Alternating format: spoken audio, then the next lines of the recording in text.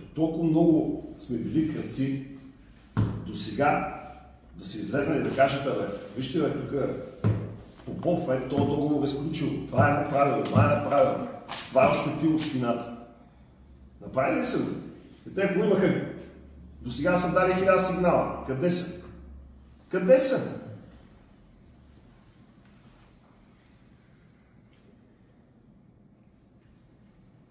Какво се да се случи, ако аз и моя екип управлявахме до сега?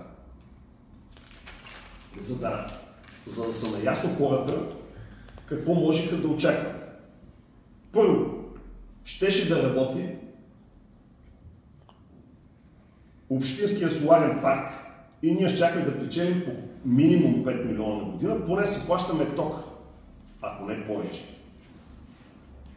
Съсипаха го този проект за 5 минути. Щяхме да бъдем първи навсякъде. Щеше да има икономическа зона, там където е огромният двор на царица Йоана. В това училище учат 50 циганета и имат 700 декара двор. Там имахме проект, имахме интерес. И щеше да има огромна икономическа зона, защото там е уникално место. С продължение, разбира се, на жилищното строителство отзад,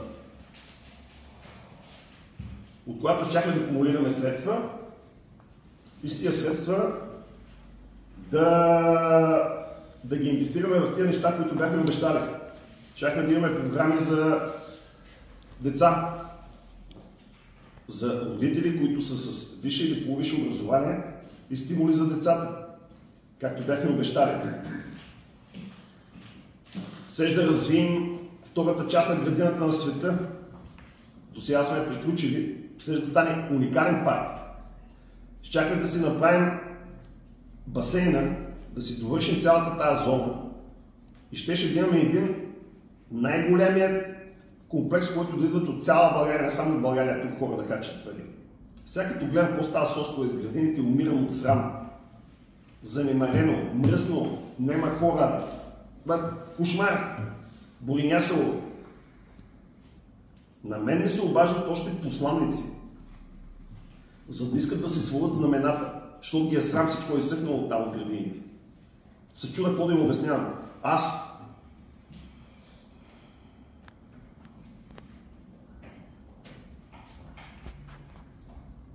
Щяхме да имаме продължение, разбира се, на всички добри практики, които имаме до сега. Спорт МОД, щяхме да помислим за този голям спортен комплекс горе, който имахме проект идеен да развием на остров, на стадиона, на място на Шкодрово. Нема мащаб тук, нема нищо. Щяхме да имаме стартирал западен околовръстен път. Защото щяхме да направя всичко необходимо, особено в тази политическа конюнктура национална сега, това да се случи. Все пак аз съм човек с някакъв авторитет пред така наречените управляващи. Всичко това следва да бъде факт. Щяхме да имаме решение поне с чистотата отдавна. Защото тия момчета не могат да разберат едно просто нещо. Как ще намериш ти 150 души, които да ти работят в общинското предприятие? Те не могат тримат, не могат да намерят тримериста да косат.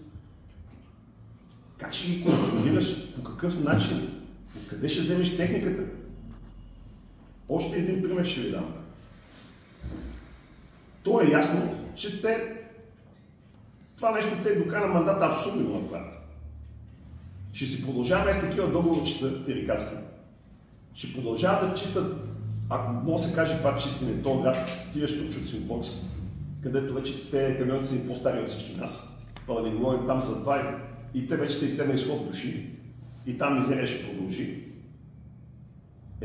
Аз искам да попитам, до година февруари месец му свършва на тия другите селските интерклинери.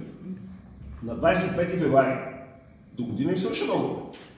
Тия симпатяги ще искат да чистят и селата. Питам аз, ако Бараков, каже: I'm sorry, аз се прибирам моите 4000 съда и моите 20 камиона на 24 февруари. И вие си чистете, нали, имате общинско предприятие. Тогава какво се случва? Те без това силата сега са разделените с бокуци. И тогава